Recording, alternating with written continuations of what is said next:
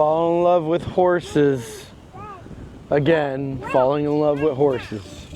All right, we've just made it to Shamrock, Texas.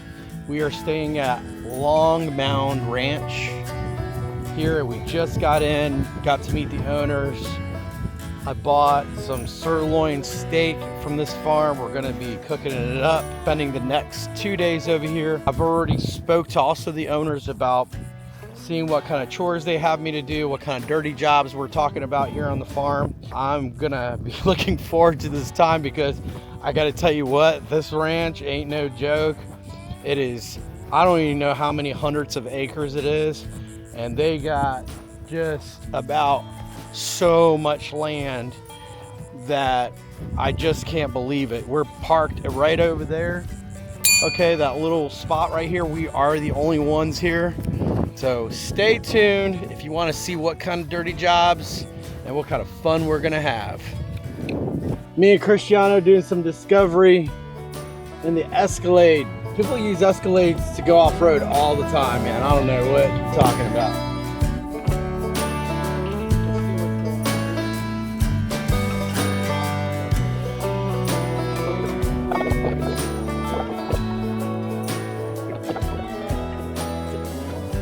See a rattlesnake? Yeah. Why do you want to see a rattlesnake so bad? Because I've never seen one. Only seen black races and corn snakes. Look how dirty our car is. Ah. That is cool.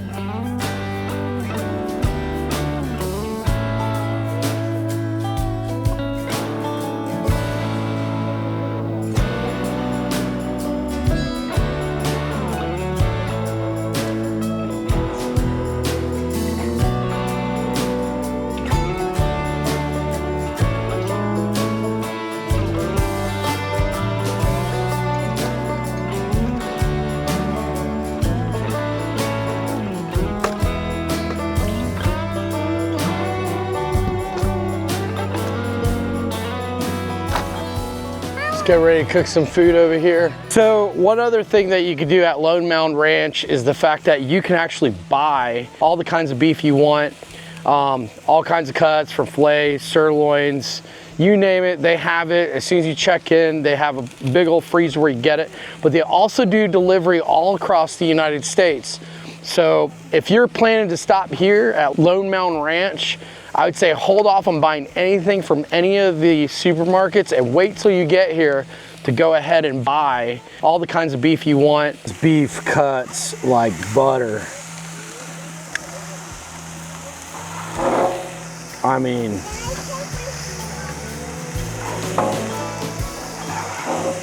look at that.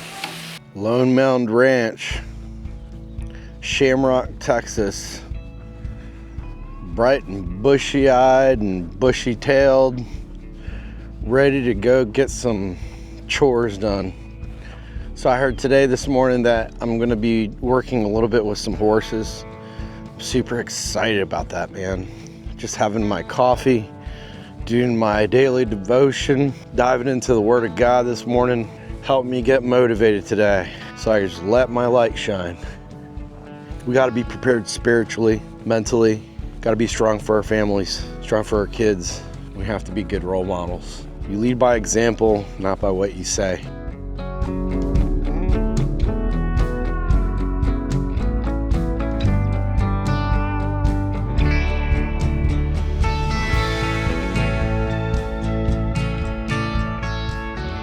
When I trim her, I have to keep her toes real short, which you want to do generally anyway.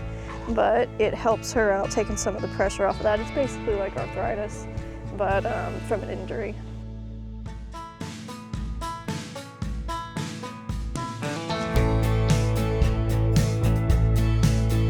It'll depend on each horse, you know. It's just the excess. Like, you see how it's raised above the sole of her foot? I'm just trimming it down so it's pretty level. Generally start at the heel, work your way towards the toe, and then go to the other heel and work your way towards the toe. Clean it up and shape it up a little bit with the rasp.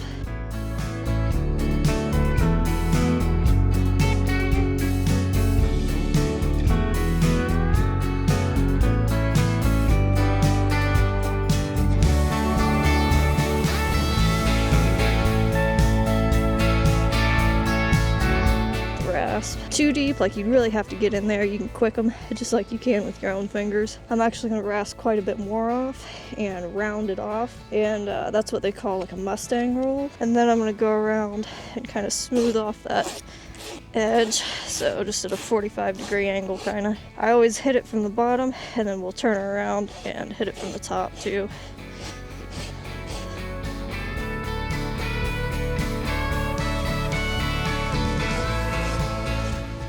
Get like little stragglers, like things like that. I don't really worry about them. This isn't a big deal. It's gonna wear off. This is the frog of the hoof. So that's generally, you say it's the soft part, but if you feel that it's so dry out here, it's about as hard as her sole. Horse's hoof expands and contracts with every step they take. And it's like a pump, and it pumps, it's their circulatory system, so it pumps the blood all through their body.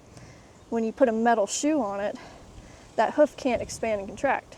So it's like with one little act, you're like, oh, I'm, keeping her from wearing her feet down, whatever. It has affected the entire rest of the horse instantly. Now, so the hoof can't expand and contract. Now it's also, as it's growing out, it also can't expand, like it's supposed to. It can't flake off, it can't adjust with the horse's weight, whatever. And that I see a lot is like, if you're gonna shoe a horse, okay, that's fine. It has to be on a very, very short trim cycle. Like, you gotta reset them things every 2 weeks, because as the hoof grows out, if the shoe's not allowing that hoof to expand, it just jacks them up. And most people are on like a 5 to 6 week cycle because it's expensive. It's like out here we're cheap because we're out in the middle of nowhere, and it's like $120 to get shoes reset. Doing that every 2 weeks, that's nuts. Well, this ain't no joke over here. Now I'm starting to trim here, so. So this is, should I be inside here more? So here, let me show you how to flip this around. You want to hold it by the handle, clean that edge out a little bit. I feel like I'm doing jiu-jitsu over here. I'll get the hang of this in a second. Yeah, it takes a little bit. It's simple in concept, but when you're holding half a horse up, everything becomes more complicated. If you, hey, let me have that. Okay. Put your other knee under here. That way you can use both hands to, work your nippers. That'll be a little bit easier for you. Good. There you go. That'll be easier. Stand up. Oh my gosh, dude. There you go. Yeah, now. So you're kind of leaning on one. Yeah, you're squatting down. You're holding. That was no joke. My legs are burning, and only one. I did one. Hey, you did half one. I did half one so far. We still got to rasp it down. Okay. But yeah, you can see why it takes you a while to work up to doing a couple in a day. Yeah, you're right. Take your, squeeze it between your legs so you can use both hands on that rasp. There you go. You want to level out those heels there, so take them off. There you go. Now you're gonna do it. So good. That's 1 of 4. God, this is not as easy as it looks. Wow. This is definitely not as easy as it looks. The boss woman's over here having to correct my work. I couldn't hack it. So just see how on this one I'm a little bit more of a steeper angle. Yeah. And I'm putting the pressure on it down here and then driving down with my top hand. Now the back one. There you go.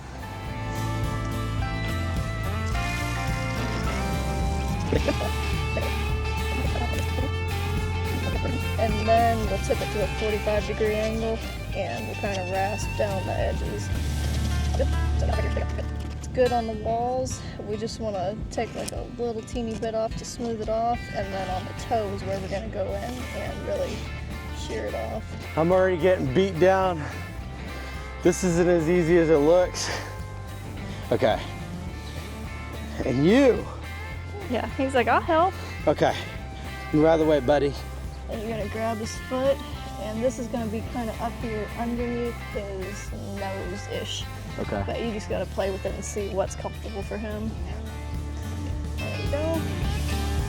Good. You can... He's like, what are you doing, dude? But you see these little spots right here on the side of his hoof? Yeah. Those are abscesses that have blown out. He's like, didn't you hear her? She said that's good. That means we're done. Good. That was heavy. Is it supposed to be that heavy? No. He's being a turd to you. If he takes his foot away and you grab it real quick and keep it from hitting the ground and wait till he quits jacking around and relaxes, then put it back up here. Okay. Gotta be good. It takes a little experience to get good at this, right? Mm-hmm.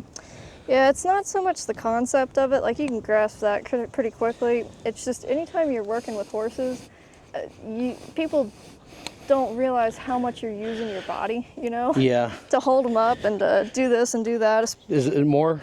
You're actually pretty level on these heels. I wouldn't take too much off there. I'd just hit the edges real quick, take that sharp edge off. With this? Yeah, with the rasp. Okay. So at a 45-degree angle. There you go. Let's just do them real quick. You can actually flip it around and use the smoother side because you're not wanting to take a whole lot off here. You want to let her know that you're coming down, right? Yeah. Okay. There you go. See how he's already kind of getting ready for you to take it, breaking over at the ankle. There you go. Good.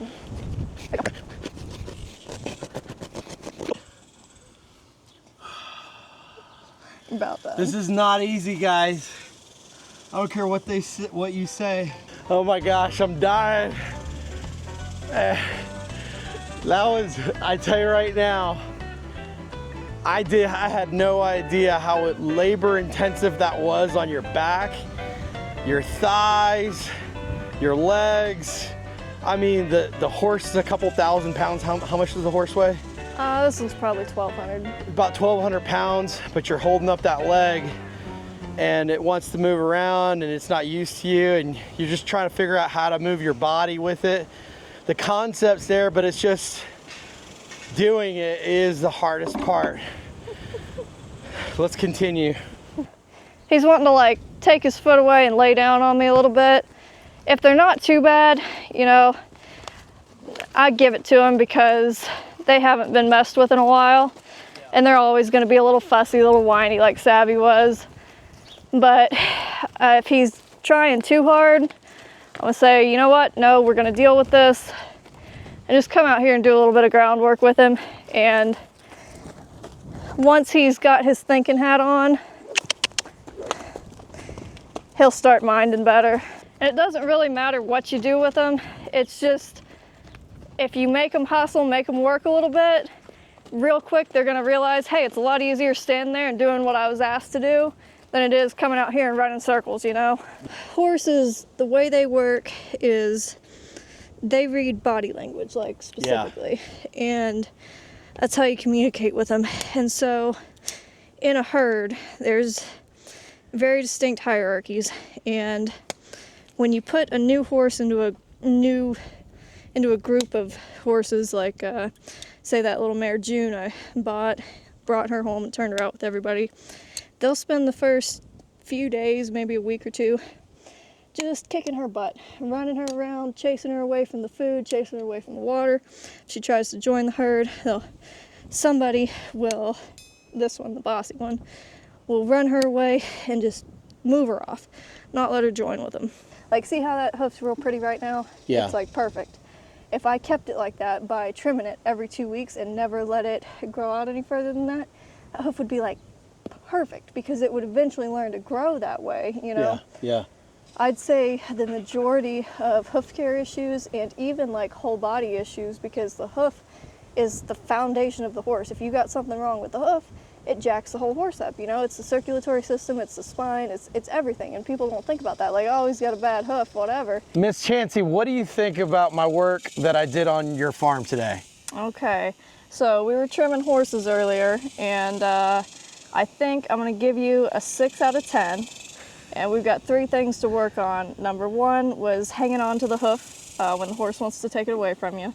Number 2 was we're gonna work on our angles on the rasp a little bit and start getting a little more aggressive and taking some off. Number 3 is we gotta speed it up because we can't have horses falling asleep while we're trimming their hooves. We gotta get one done, then the next, and then the next before they go to sleep on us. Man, there you go. There you have it. That's the review. I'm always slow at all these farms.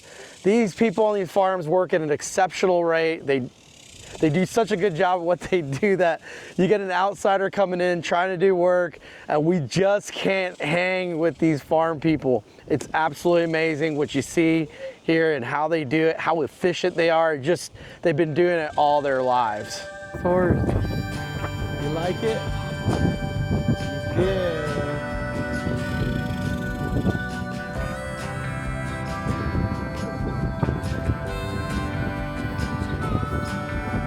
Oh, look at me, give a good wave.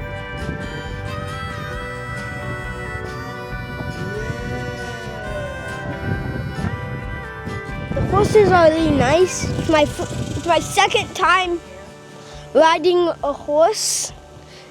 I'm afraid of heights. Are you? But I did go to Six Flags. Okay, out here milking a cow. You actually do it, yeah. Fresh milk straight from the cow from Lone Mound Ranch in Shamrock, Texas. You gotta go visit them. They're absolutely amazing over here. Texas is beautiful, but very hot when you're out in the sun. I love the look of the land and how flat it is, but it's got mountains in certain areas. And of course, we love getting to see more animals at this farm at Lone Mound Ranch. One of the most beautiful sights we've ever been to, because just where you place your RV and just how you kind of set up on a hill and the exploration, there are no limits here. So you pretty much do what you want to do over here, and you're gonna take the experience to as far as you want to take the experience. See the grounds owner, one of the ground owners, she is a workaholic. I mean, she does everything for all the cows, the horses, and all the guests, and everything was stellar at this stay. No problems whatsoever. So we're off to our next site. Join us. If you like what you see, hit the like and subscribe button here on Homestead Garage.